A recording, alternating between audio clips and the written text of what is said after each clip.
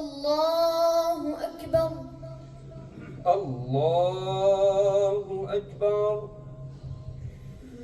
الحمد لله رب العالمين الرحمن الرحيم ملك يوم الدين إياك نعبد وإياك نستعين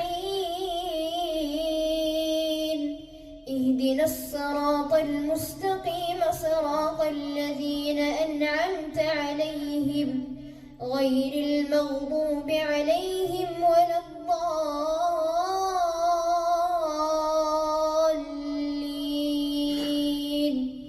آمين. وما أبرئ نفسي إن النفس لأمارة بالسوء إلا ما رحم ربي إن ربي غفور رحيم. وقال الملك ائتوني به أستخلصه لنفسي فلما كلمه قال إنك اليوم لدينا مكين أمين.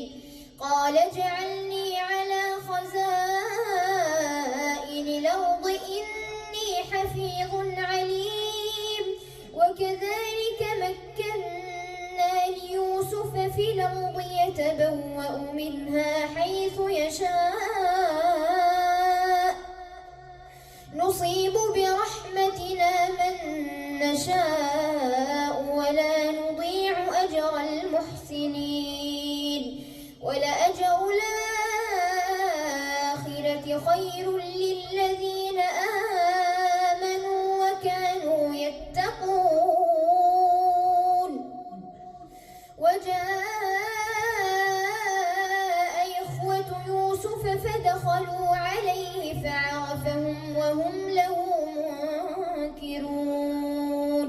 ولما جهزهم بجهازهم قال ائتوني بأخ لكم من أبيكم ألا ترون أني أوفي الكيل وأنا خير المنزلين. فإن لم تأتوني به فلا كيل لكم عندي ولا تقربون.